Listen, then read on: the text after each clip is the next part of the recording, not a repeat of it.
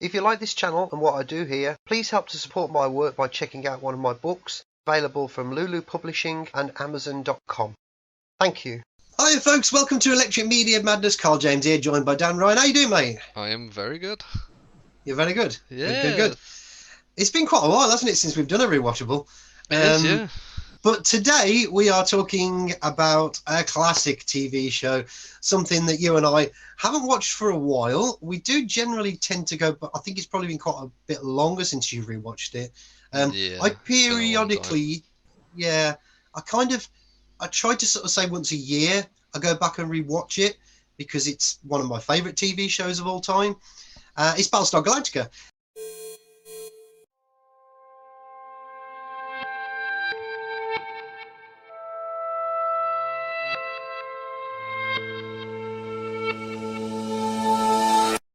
We watched the miniseries first off. We are hoping to do some more at a later date, some classic episodes and things that we like about the show. But for today we're just starting with the miniseries. So do you want to just briefly give a little idea of the plot for those people? If you haven't ever watched it, where have you been? Have you been hiding under a rock on Mars or something like that? Yeah. Why have you never watched this before? Because this is a fantastic show. It really is. So I'll let you lead the way with this one, and then we'll go into our thoughts and various bits and bobs afterwards. Yeah.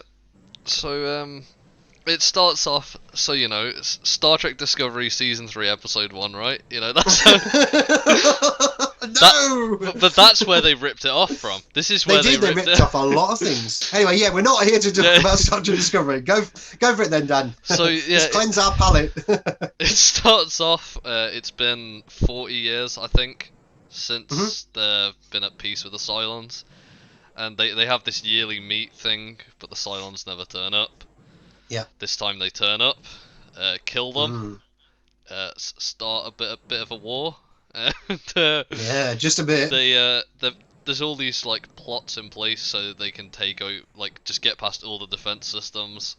They just fucking nuke all 12 of the planets and that. They have stuff that can disable all of the ships, so they're just destroying all the fleets. Signal type thing, isn't it? Yeah.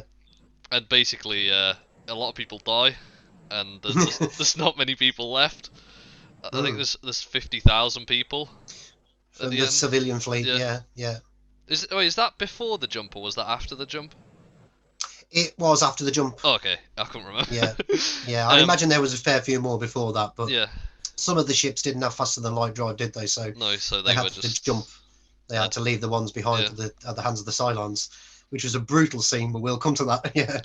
But yeah, the Cylons basically have got past everything. They're fucked. All they could, like, the wars started and ended. Basically. Pretty much in the space of a couple of days, if that. You know, yeah. And it just goes off like that, basically. But there's so many little plot points and stuff throughout. There's so much in it. Yeah, you've got interesting things like you've got the story of Gaius Baltar, who's like works for the like in the defense mainframe sort of thing. He's got this contract, and unbeknownst to him initially, his girlfriend is a Cylon, number 6, Trisha Helfer's character, and she uses him basically. Although she does make out that she's in love with him and she cares about him. Yeah. She does save his life, so, you know, we find out later it's all part of a grand plan, but that's much, much further down the line in the series. And she uses that to introduce this backdoor sort of way for the Cylons to sneak in and do what they do, catch the colonial fleet by surprise and just attack all the colonies and just nuke everybody, that kind of thing, yeah. And you've got the story of Laura Roslin, who's Secretary of Education, and she's like the only cabinet office member left alive, so she just gets thrust into the role of being president of the colonies. She was like that. I think she said 42nd in line. Yeah, something like that. Yeah, and the rest died. So yeah. And there's this great line in it where William Commander Adama, William Adama, he says, like, she's a school teacher. You know, she's not.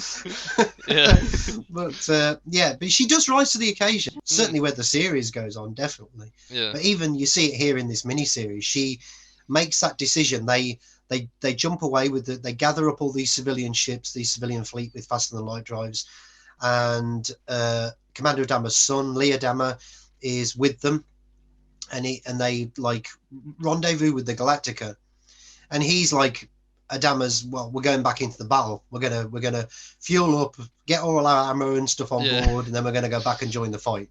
And she says, if we're gonna survive, we're gonna have to start making babies. That's what she says. And he doesn't really take it on board initially, does he? No. But when they're in like the CIC,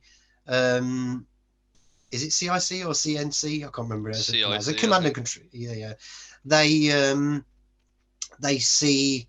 Well, he sees Duala and Billy having this like little moment where they're like flirting, talking to each other because they shared a kiss and all that. And he says like they're going to have to start having babies. And Colonel Tiger goes, "Is that an order?" and he's like, "No, we're going to have to. If we're going to survive, we're going to have to flee. Basically, we're going to have to run, take the civilian fleet with us, off away from the colonies, kind of thing." And there's this big battle over Ragnar Anchorage where they position Galactica above the storm so that the civilian fleet can come out from the storm and jump safely. And then they get away, and that's pretty much it. And like you say, there's lots of little different plots going on. You've got the angst between William Adama and Lee. They're estranged, but they do kind of make it up in this story. You've got some angst between Cara Thrace, Starbuck, and Lee, because she admits that she allowed Zach, Lee's brother, to pass basic flight when he wasn't ready for it, which is what got him killed. There's loads and loads of little things going on there. You've got Boomer having a bit of a relationship with Chief Tyrrell, the deck chief. But then you've also got something going on there with Hilo, who gets left behind on the colonies when Boomer escapes with some of the civilians, including Baltar. But then the big doozy at the end of the episode, at this point anyway, is, because there's many, many doozies to come as the series goes on, but this is the first of many, is that we find out that Boomer is a Cylon. So that's how it ends. I forgot that was revealed so early. Yeah. I forgot a lot of this happened so early. Like, I thought this was like most of the season 1 plot. Yeah. Yeah. It shows how taut the story is, how well it's written, that they managed to put so much stuff into it. And it's one of those introductions to a TV show that you're like, yeah, I'm with this. Right? You sit down. It's captivating television, isn't it? It's jaw-dropping television, actually, because I don't think anything had quite been done like this before. It had been done in some of the procedural programs that were on, and the police things and the like ER type things. They'd touched on things like this, but this level of grittiness, realism, likable. Well, I say likable, but likable characters, but more likable because of they're flawed human beings. They're not heroes, perfect, far from it. They're certainly not Mikey Spock, are they? No, they aren't. No, but that's the appeal of this. And the story, it comments on a lot of social things, which is what Star Trek did. And Ronald D. Moore being like the head honcho on the show, one of the head honchos, David Icke and people like that. But he brought a lot of lessons he learned from Star Trek over to Battlestar Galactica. We will talk about that as we go on, because it's fascinating to hear how, as much as Ronald D. Moore loved Star Trek, there was a lot of things about Star Trek that he felt trapped by and he didn't like as he was a writer on the show. And I think he exercised some of his demons with Star Trek with Battlestar Galactica, because I think very much some of the things that he thought should have been done on Star Trek, you could argue that had he have done those things, it wouldn't have been Star Trek anymore. People talk about whether Ronald D. Moore should come back to Star Trek now and write it, but I have a worrying feeling that if he did, it would be something slightly more resembling Discovery. The swearing, the sex, and the gratuitous violence and all that kind of thing. At least it'd be well written, though. Well, that's true. Actually, that is true. Yeah, and you'd get much better characterization, so at least you'd have that. But that's one of the things that I find missing from Star Trek now, is it just that by doing that, Star Trek doesn't feel like Star Trek anymore. And, that's why I'm glad he never, in a way, I'm glad he never got the chance to do that with Star Trek, and he went and did it with Battlestar Galactica instead. Pissed off a lot of fans from the original 1970s Battlestar Galactica because of what they, their cherished, beloved, cheesy show, which I love. I love the 70s Battlestar Galactica, but I can separate them and see them as two very, very individual things. So it's a dark show. It's gritty. It's real. It's right from the get-go. There's so many things. I've listed so many things here in my notepad that we'll talk about. Like, it's been a long time since I've seen this, maybe like 4 or 5 years or something. But just it's kind of hard to watch because of how dark it is. Yeah. Like, yeah. You have to be in the mood for it. Mm-hmm. But I don't know. I watched this and I want to carry on watching it, so I'm probably just gonna rewatch it now. I think the last time I watched it, I had to have the previous, not the last time, the time before I watched it, I had to have a break. I got into probably 2/3 of the way through season 3. Yeah. And I was watching it relatively binge, in a binge way. Yeah. But I had to take a break for a few days, maybe a week or so. It was quite a while before I got back to watching it. And then I watched it at a much slower pace, the rest of it, because it does get very, very dark. Funnily enough, the last time I watched it, I pretty much got through it in one go, which I was surprised by. Maybe it is what you say. It's frame of mind, what mood you're in. Yeah. Sometimes you like a bit of dystopia and a bit of that kind of thing. Yeah. It's deep and meaningful, and then other times you just want to stick on, an early season episode of Star Trek Extraction or something like that. Just watch something that's easy on the eyes, easy on the mind. Yeah. That sort of thing. Yeah. Yeah, it's a very dark show. Yeah, it is. But did you remember how good the music was for this? Like, how do you? But not. It's like I know it is, but it's only when I watch it that I remember just how bloody good it is. It really is. It's amazing. Such a weird soundtrack because it's basically all drums. Mm-hmm. Like, and there's lots of orchestra, choir type things. Like human voices singing la and all that kind of. La la la la la la la la la. Yeah, that scene towards the end. Where, and I've actually got that in my notes. When Chief Tyrrell and Boomer reunite, and Dwala and Billy reunite, and Lee and Kara reunite, the music that's playing over the top of that is just it's dreamy, it's sort of whimsical, it's gorgeous, absolutely gorgeous to listen to. And then the bits where the tension, like dum dum dum dum dum dum dum, the drums and all that kind of thing, it's just everything about it is. There's not and I would argue that pretty much through the whole show, the music is like that. It just I didn't realize every single scene and just makes it have so much more feel. Absolutely, it's amazing. I didn't realize there was a chap called Richard Gibbs who was the music composer on the miniseries. I've always thought it was Bear McCreary, but he is listed. Bear McCreary is listed in the credits as doing additional music on this one. But I think he became more the main guy that they went to as the series went on. I'm not 100% sure about that, but in any case, whoever it was, I know Bear McCreary did a lot of music on it, which is fantastic. But yeah, the music is just absolutely top notch. It's amazing, absolutely amazing music. It was weird to watch because I'm just watching it. I'm like, I just forgot how good it was. Like, I knew it was really good, but I forgot actually how good it was. Yeah. So I just watched it. I'm like, wow. Yeah. So do you want to maybe if you pick something from your notes and then I'll pick something and we'll do it like that. There's a couple of other things I wanted to talk about towards the end to do with favorite characters and things like that as well. We can come back to that. And I also wanted to talk about the political climate that the show was made in as well, like post 9/11 and all that, but I won't get into that too much, but I just wanted to briefly comment on it. So if we go through our notes first of all, do you want me to start, or do you want to start? I'll start if you want. Okay. Yeah. Was this 2003 the miniseries came out? Yeah, it was, yeah. How does it look like it came out in 2016? Yeah, it looks really good. There's a couple of little effect shots here and there that don't stand up quite as well. They look a bit, but they're not big enough that you'd notice. But it looks and sounds so good. Yeah. I was watching that on the PS5, and that's got this 3D audio thing that enhances. Right.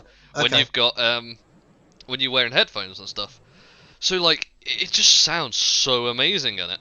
Like it Right. just oh god, it's like watching it's like watching it in a cinema. But Right. I'm Oh, just I'd love but that. I'm I mean, wearing my like setup is basic, so yeah. and Right. I as you said, except for those few special effects, Mm. the very occasional special effects, Yeah. it looks like it's a couple of years old.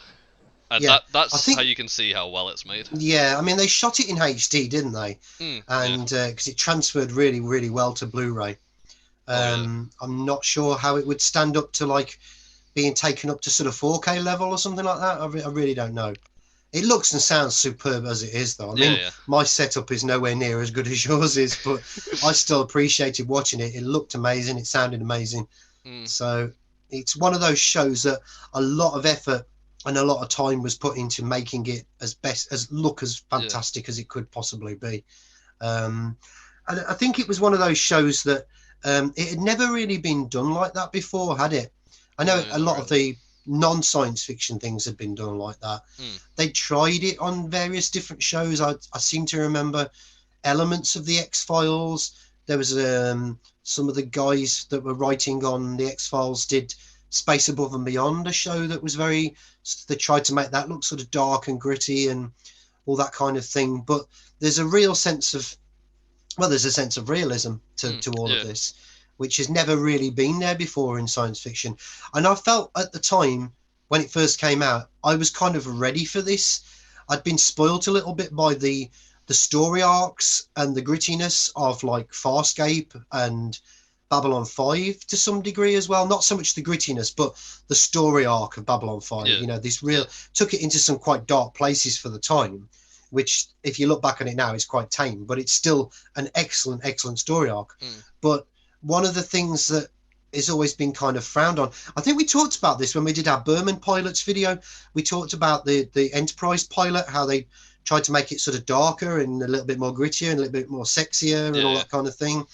And because there's always been this stigma attached to science fiction that it's like cheesy and, well, like the 70s Battlestar Galactica actually, which has its benefits and people do like that.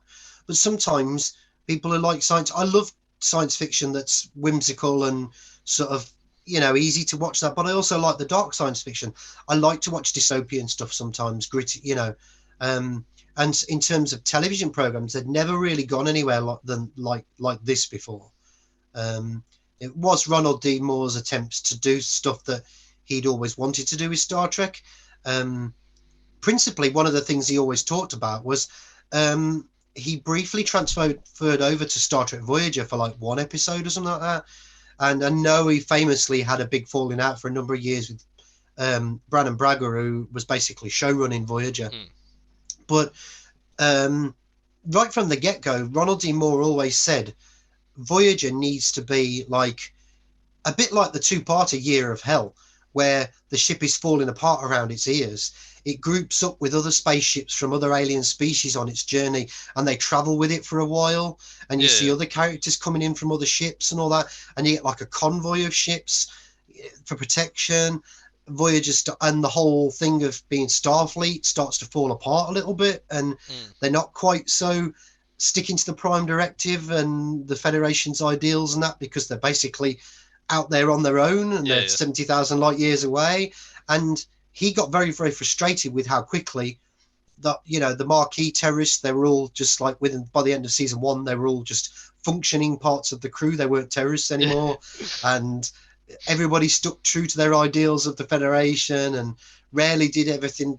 You know, next week the ship was back sprang, you know, it had the shit kicked out of it one week, but a week later, you know, it was back to normal. Everything was working properly again, all this kind of thing. Battlestar Galactica does the opposite of that, doesn't it? Yeah.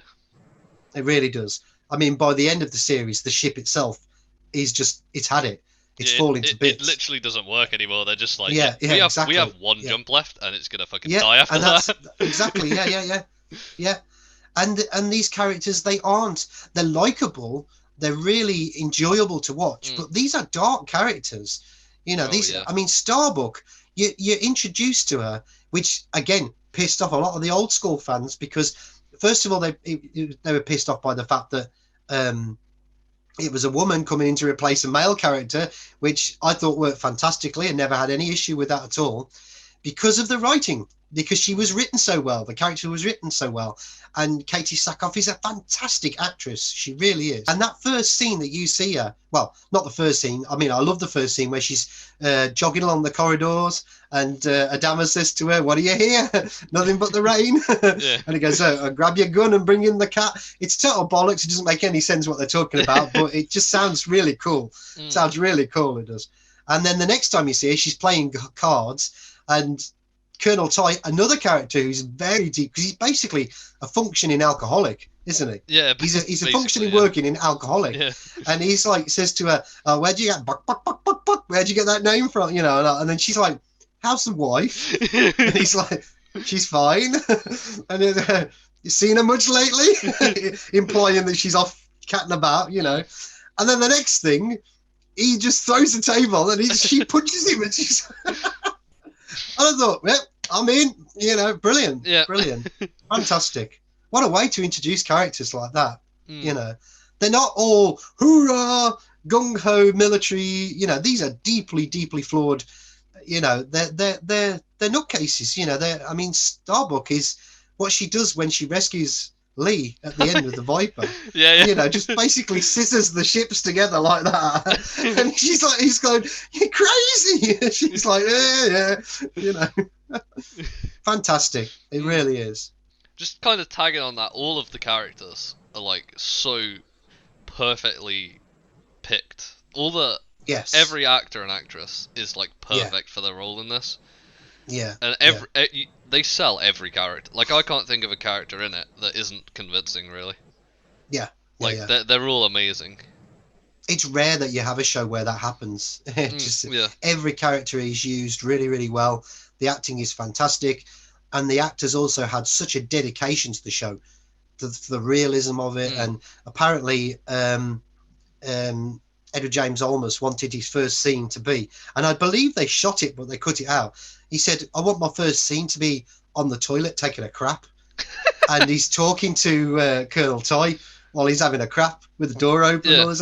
And I think they shot it, but when they looked at it, it just didn't work very well. So but he says, "I want you to see," you know, it's like they wanted the characters to be so real as they could possibly be. Yeah. You'd never see somebody sitting on the you know, on the crapper in Star Trek, you know. Yeah. You know what I mean? They're really dedicated to it, you know. The acting is amazing. And another thing that the actors did as well, and I wasn't aware of this until because I was looking at some bits and pieces of behind the scenes stuff when I was watching it as well, because the Blu-rays have got these fantastic function where you can actually have little clippets of information come up during the episode. Oh, okay, I didn't know that. A bit like the Matrix DVDs when they first came out, where you could have in-screen stuff would come up as you're watching the film and all that, so you can have things pop in and out as you're watching it. So the actors were given loads of leeway to ad-lib on set.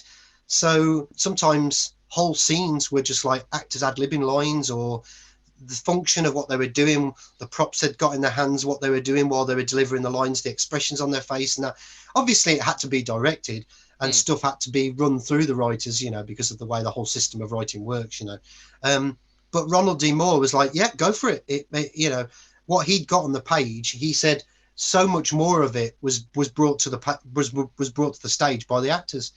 You know, some stuff was so far away from what he'd written, because that big scene at the end where Adama's giving his speech, you know, "So say we all," and all that, so much of that was ad-libbed by Edward James Olmos. Oh, right, okay. Yeah, and Ronald D. Moore looked at the Daily and he said, "Fantastic, let's keep it in. It works." You know, so it was a completely different scene on the page to how it finally was shot. So it's a real testament to how much these actors really loved the show. You never hear an actor from Battlestar Galactica say anything bad about it.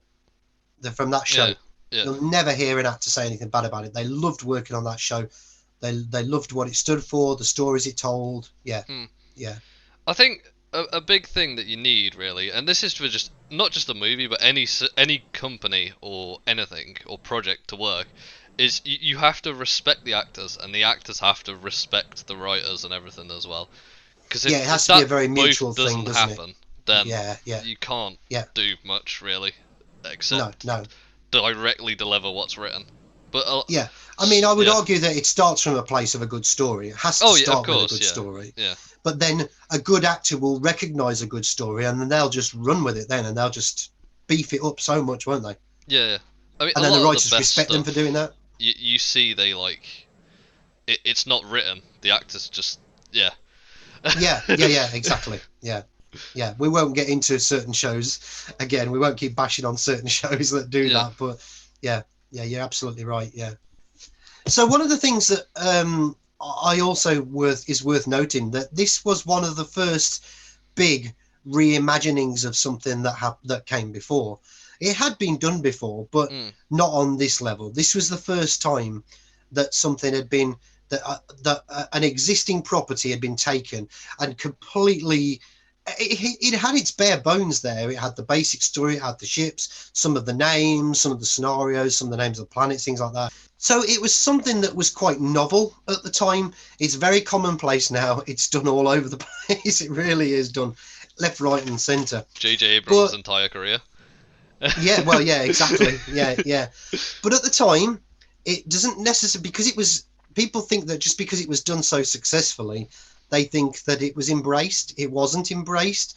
There was a lot of people who did embrace it, but there was a lot of people who didn't.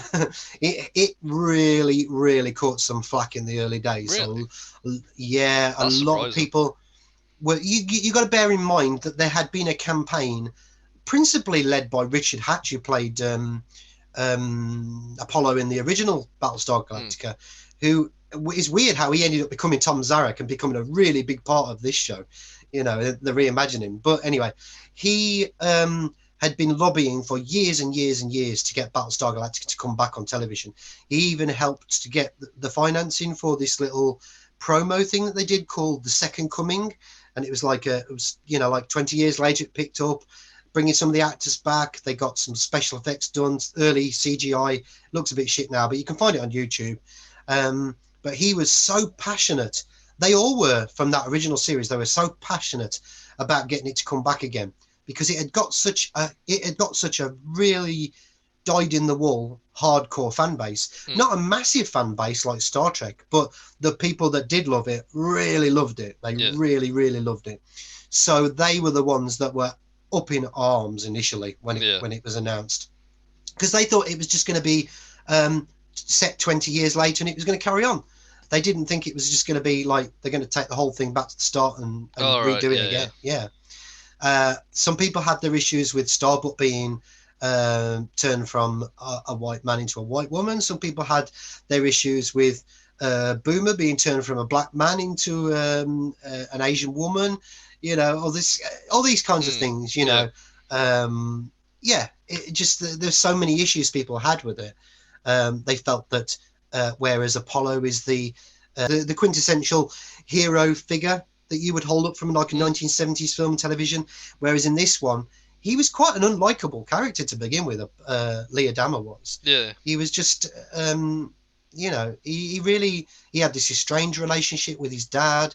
He didn't show his feelings very, very much, especially how things went between Starbuck and Apollo as the series went on, Yeah. So, but I think most people came round. I still believe there are some people out there that love the original, don't like the remake. That's up to them. That's their choice. I think you can like both. I think you can love both. I think you can absolutely love the original and love the remake. Great show, but it isn't up there in the same way this one is. It really is just incredible. But so, I mean, we were talking about things like the show being dark. You have these, they're not straight-laced military characters. They don't follow orders. They're subordinate. They have sort of like relationships with people when they're not supposed to have them in them. Yeah. Fellow officers and things like that. So the whole, and I like that because I think it was probably a reaction to the world post 9/11. The show writers and producers were very much aware of that. And I'm going to actually read out a quote from something that's in my volume 2 of Science Fiction, The Hidden Global Agenda. I just wanted to read this out. This was from the DVD commentary of the miniseries. And it's Michael Reimer, who was the director, and he was with Ronald D. Moore and David Icke in the commentary as well. And Michael Reimer said, I felt a lot of resonance reading the script post 9/11. The 6 months after September 11th, there seemed to be a deepening of American experience where people would say hello to each other in public spaces, and suddenly they were focused on family and heroes and loss and banding together. And then within 9 months, everybody was watching The Bachelorette and the worst sort of shallow garbage. And I said to myself at some point, watching TV at some level is, I'm not going to use this term for it here on this video because YouTube doesn't like it, but let's just say the official bad people in the Middle East is right about us. Are they right about us? Are we that superficial and decadent that we just go back and we sort of tap into this meaningless? And then Ronald D. Moore said, when one of your leaders, meaning Bush, he was talking about, says at the top of the pyramid, looks around and says the response to 9/11 is to keep shopping, you know, and that's the noble sacrifice when you're asked to keep shopping and things like that. Is this really right? And this show, I mean, this series began in that world. And then he says in a commentary further along in the Blu-ray box set, he says, I wanted the situation that colonial survivors find themselves in to really challenge and provoke their notions of society and freedom.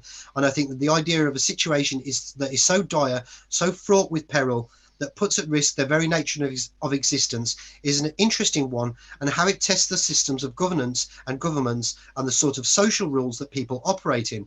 I think the situation in this country, now bearing in mind this was like at the height of the war on whatever it was called, we won't use that word here on YouTube, post 9/11. I think the situation in this country, the war on the assertion of executive power in all circumstances, the sort of long march towards extreme authoritarian sort of governance has sort of begun in this country, and the idea of how we fight back against that, or what are the places that we choose to fight back and what are the places that we choose not to fight back. What are the sort of areas of power, society today in our culture that we are willing to hand over just for the sake of security? Are we willing to give up freedoms and areas to provide security? I think those ideas are in the show because those ideas are in the culture right now. So Battlestar Galactica was birthed in that world of the cultural zeitgeist in America. And some people say, well, it's a military series, you know, it's about the military functioning or that kind of thing. Yes, it is. But if you jump forward to the beginning of season 3, the military people are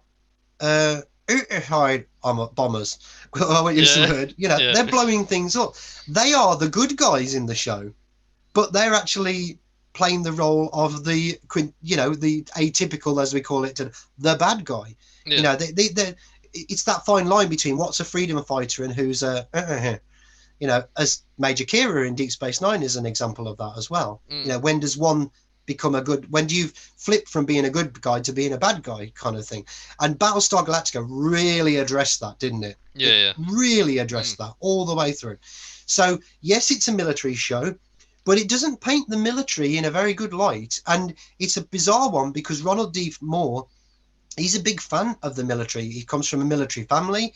He was briefly in the ROTC Navy and things like that. He loves military history, the big sort of aircraft carrier campaigns and all that during the, like, you know, Vietnam, stuff like that, the Second World War, things like all these kinds of stuff.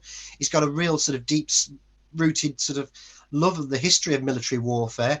He worked on one of the Mission Impossible films, wrote it, I think, which the Mission Impossible films were ably assisted by the military and the CIA. So he's got those connections in there. He really has. So it's bizarre that you'd have a show like Battlestar Galactica, which is fundamentally is quite anti-war. Yeah. Would you agree with that? Yeah, it's anti-military industrial complex, anti-military and war, quite substantially it is. And yet that tends to go over the heads of a lot of people that watch it. They do, you know, they so say we all and all this kind of thing, you know, hoorah, gung ho, all that kind of thing, you know. But it does poke a big stick at it. It really does poke a big stick at the idea of what the military is, and, you know, the futility of war and all that kind of thing. So I like that about the show. I do like that about it because I am inherently a pacifist and I'm not somebody who agrees with the idea of war.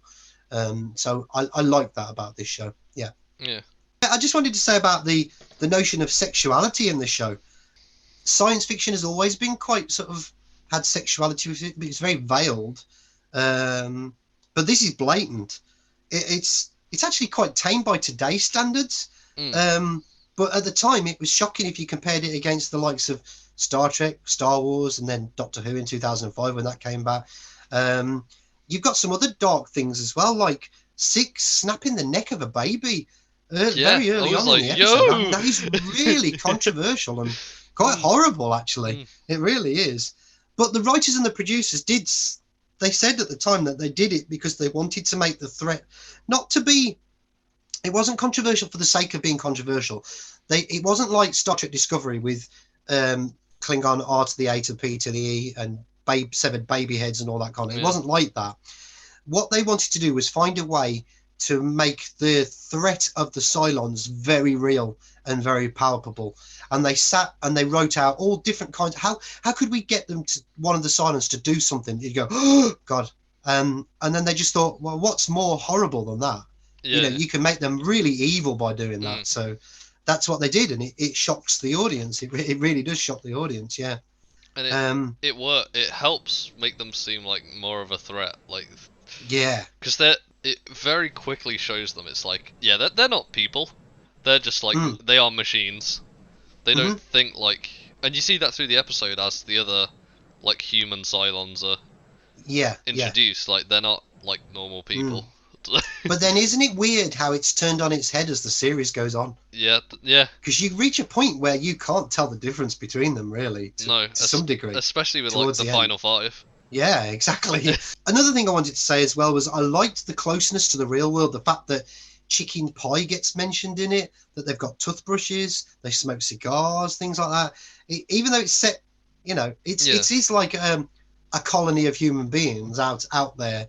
So maybe they followed similar sort of evolutionary path and various other things. People say it's like taking advantage of certain creative decisions, but it gives the world a sense of reality and relatability. So a lot of science fiction, sometimes a lot of people that don't watch science fiction is because it's so far out there that they just can't connect to it on any level. Yeah. And I think Battlestar Galactica was one of the first shows that you could get a non-sci-fi person, a normie, to sit down and potentially watch it, because it's got that relatability to it. You see people wearing suits with ties and things like that. You've got Laura Roslin, who's dying of cancer, things like these are very real world sort of things, aren't they? Everyday things that happen to a lot of people, So Ronald D. Moore called it naturalistic science fiction, and I very much agree with that. I think that's a really good way of putting it. Probably my favourite thing about the show in a whole, for most of it, is like Gaius and Number 6, like that dynamic. Like her being in his head, it works so well, and it just because it's developing a character who's like not like a real physical person. Yeah, it's just like it's developing a character in his head, and that's how he develops. It doesn't show him like developing like the other characters. He literally develops through those conversations with her. Yeah, and I love the way that's done. Yeah, I think it's something that I don't know whether it was a conscious decision to do this or not, but it's very similar to what they did in Farscape with, I know you've not seen Farscape, but John Crichton's character, the main character, has got a chip in his head, and he sees a version of one of the characters, Scorpius, calls him Harvey, and he communicates with him, but no one else can see him. And that goes on right through the series, right from like first, I think the end of the first season onwards, season 2 onwards. And they were both shows that were made by the Sci-Fi Channel, Battlestar Galactica and Farscape. Apparently Battlestar Galactica came about as a result to Bonnie Hammer wanting something a bit different on the channel from Farscape and Stargate. So I wonder if they sort of cherry picked a few little things from those shows. Well, this works, let's kind of, I mean, that's the nature of Hollywood writing anyway. It's very similar if you watch it. It's very, very similar. So I've often wondered whether they pinched that idea, but it works so much better here in the respect that the seductiveness of Six, the way she uses her sexuality and all that, and then religion gets thrown into it as well, existentialism and all that kind of thing, what it is to be alive and what you believe in when you die and all this, are there angels and all that kind of thing, Is there a god of some sort? That all gets addressed in this show. Not really in this first story, it doesn't, but it does go that way, doesn't it, as it goes on. And and like you say about the Gaius Baltar, because he's not really, I know this is going to probably sound quite controversial when I say this, but fundamentally he's not an evil person. He's just really selfish and narcissistic and only thinks about himself.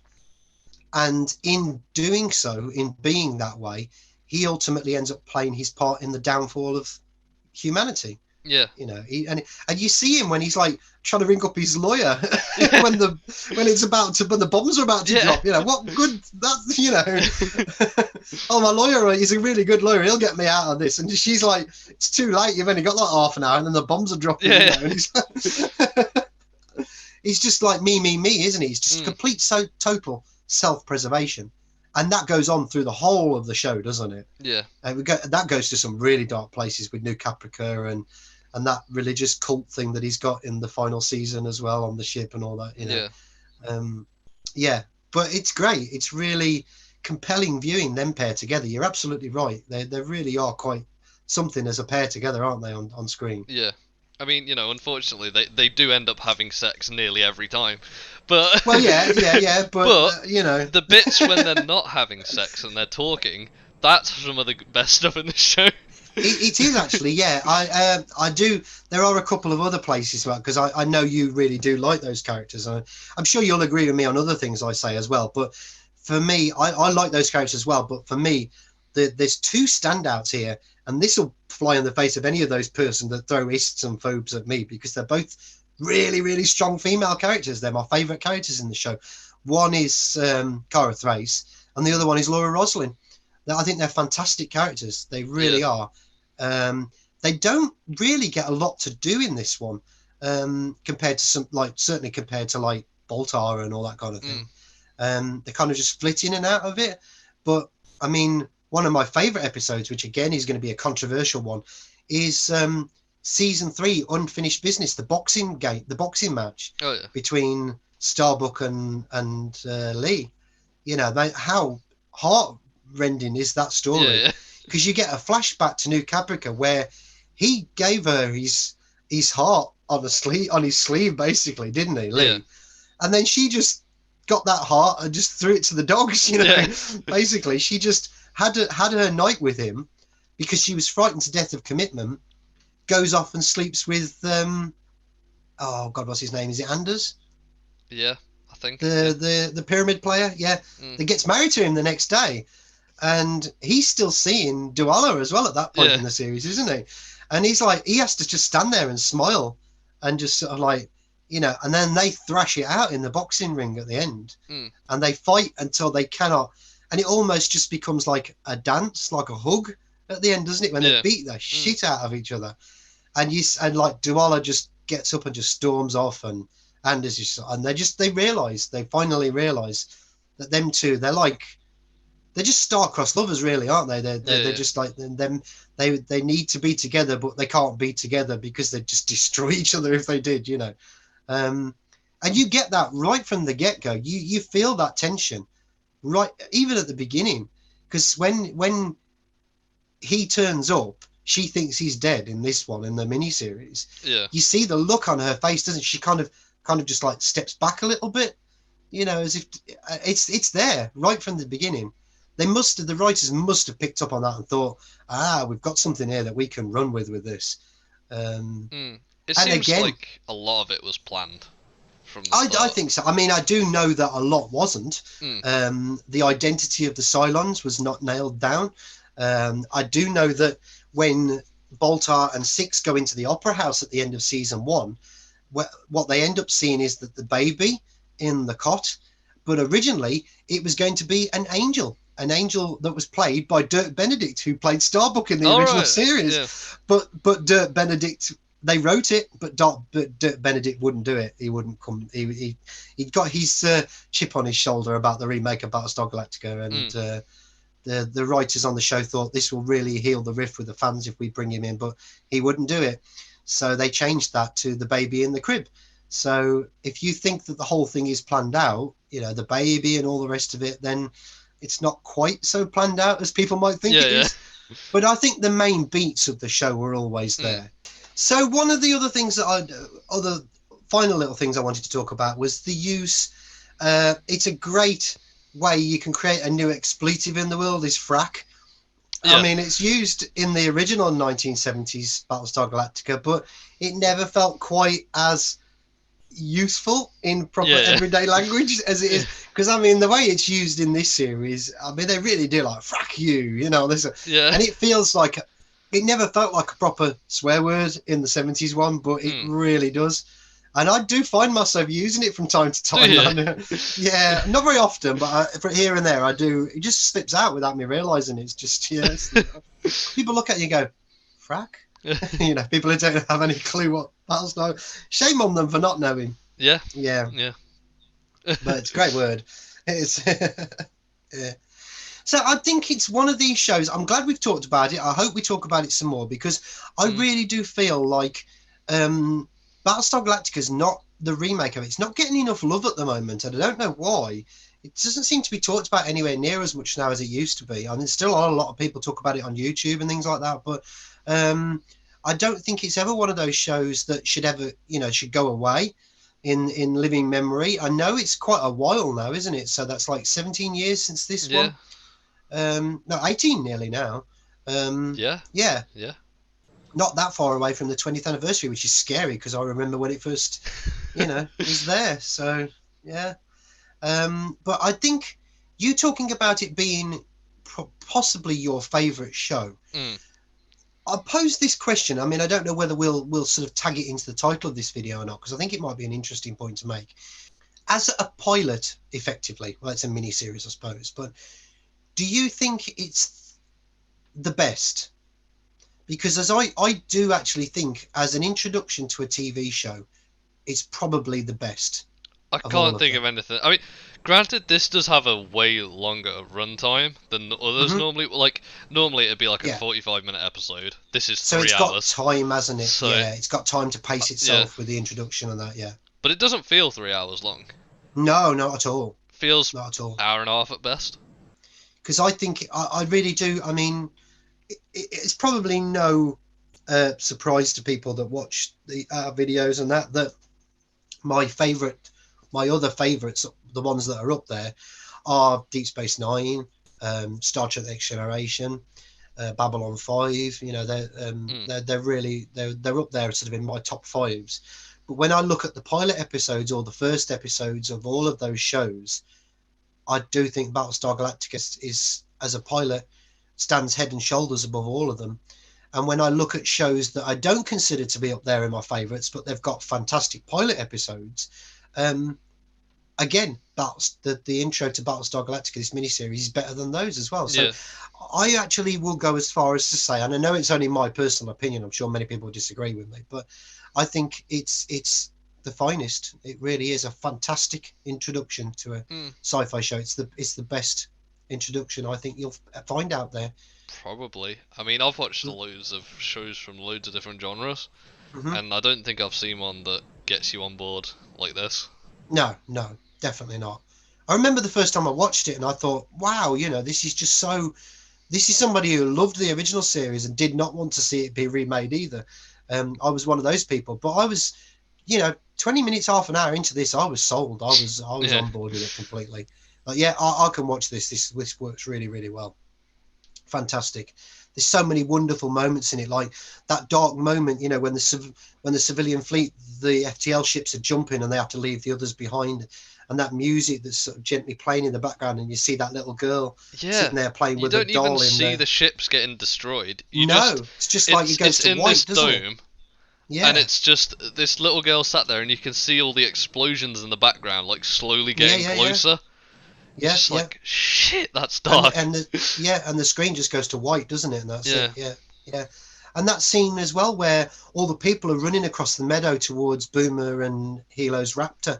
Yeah. And you could see the bombs going off in the background, the nuclear mushroom clouds and all that. And they're like, and then they have that lottery, don't they? Lottery will pick numbers and all that. Yeah. And then they leave them the rest behind, don't they? Because they can't fit any more on board the ship. It really is emotive as a series. It's There's so many wonderful things about it that you could say. It's definitely, with that, really, I think we should rate it. You know, I think it's going to be pretty obvious what our ratings are going to be. But I was acting while I was watching it. Well, after about half an hour, I was like, "Come on, there's got to be something like not perfect here, right? Come on, I've got to find something bad. There's got to be at least it's a pilot, okay? There's got to be at least one bad thing somewhere. I literally couldn't find anything in the whole thing. Couldn't find any. Like, and that's actively looking for it as well. Yeah, I know. It's weird, isn't it? Yeah. That, like we say, there are a couple of minor, slightly dodgy special effects, but that's only because they're not to the standard of some things today. Yeah. I mean, can you say that something's crap? Because that's just time passing. Yeah. I mean, we've reviewed and given 10 out of 10s to episodes of The Twilight Zone from the late 50s and things like that, when special effects were so basic. You know, doesn't mean that just because special effects they haven't aged well, that it makes something bad. There's nothing else that I could find in this that made this. Yeah. No, yeah, brilliant. Literally nothing. 10. Yeah, it's a 10 for me as well. Yeah, that's really weird. Giving like a pilot a 10. That's not common. No. I mean, I would not give. I think we gave Deep Space Nine a 7 or something like that, didn't we? It was about 6.7 or something. Yeah. You know, Next Generation. As much as I love the Next Generation, Encounter at Farpoint is, you know, it's got some good things about it, but probably no more than a 5 for me. You know. Yeah. And you know, it's just so many of these first out the gate stories for series. They're either finding their feet, they take the time to warm up. Everything's there with this. Yeah, there's not a thing wrong. They know exactly what they're doing. Yeah, there's no misfire at all right from the get-go. This is perfection in you know, in a 3-hour miniseries. Yeah, it's brilliant. Really is fantastic. And a lot more people should watch it. A lot more people should be talking about it as well, because it deserves a hell of a lot more love. It really does. It does. If you really want to get some really good television on your screen while away a couple of hours or more, this is the show for it. It's like we say, it's dark, but it's very thought-provoking. It really will make you ask some questions about things as it goes on. Certainly does that. And these characters are fantastic. They're compelling to watch. They really are.